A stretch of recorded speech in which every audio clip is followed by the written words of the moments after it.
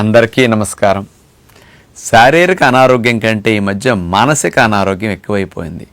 ఏ వయసు వారిని తీసుకున్నా స్ట్రెస్, యాంగ్జైటీ, డిప్రెషన్ అనేటువంటి మాటలు మాట్లాడుతూ ఉన్నారు.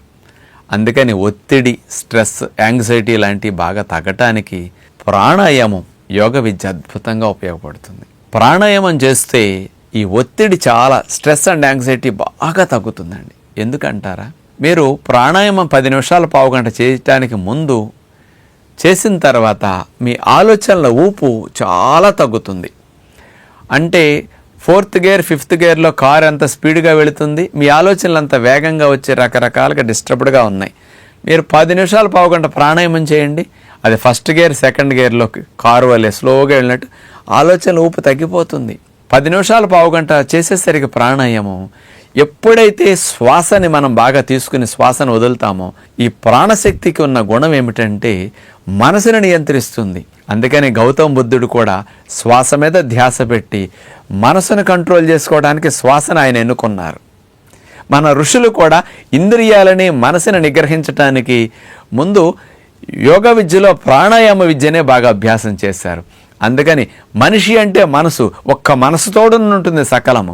అందుకని మనసును నియంత్రించాలంటే శ్వాసతో నియంత్రించవచ్చు. ఆ శ్వాసను సవ్యంగా తీసుకుని రాకపోకలు సరిగా జరిగేటట్టు చేసే ఏర్పాటే ప్రాణాయామము. మంచి ప్రాణవాయు యొక్క ప్రయాణం మంచిగా సాగేటట్టు చేసేది ప్రాణాయామం. అలాంటి ప్రాణాయామం 5-10 నిమిషాలు చేశాక మీరు ధ్యానం చేయండి. మీకు ధ్యానంలో మనసు కుదరట్లేదు అనుకునే వారికి చాలా చాలా బాగా నిలకడొస్తుంది. ప్రాణాయామం చేసి మీరు కాస్త సైలెన్స్లో కూర్చోండి. ఆలోచనలు ఎంత తగ్గుతాయంటే, అలలు లేని నది ఎంత నిశ్చలంగా ఉంటుందో ప్రాణాయామం చేసిన తర్వాత మీ మనసు అంత నిశ్చలంగా ఉంటుంది. అందుకని మానసిక ఒత్తిడి చాలా బాగా తగ్గించడానికి ప్రాణాయామం బాగా ఉపయోగపడుతుంది. మీరు మెడిటేషన్ చేయాలన్నా, కొన్ని క్రియలు చేయాలన్నా, కొన్ని రకాలుగా శ్వాస మీద ధ్యాస పెట్టాలన్నా ముందు ప్రాణాయామం చేసి చేసుకోండి.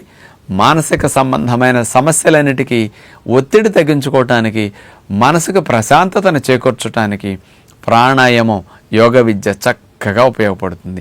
మహానుభావులైన ఋషులు వాళ్ళ ఈ స్థితి పొందటం కోసం ఆసనాలు, ప్రాణాయామాన్ని కనిపెట్టి వారు దాని ద్వారా మంచి ఫలితాలు పొంది అంత ఏకాగ్రతతో, మానసిక స్థితితో ఆ విద్యను మనకు అందించారు.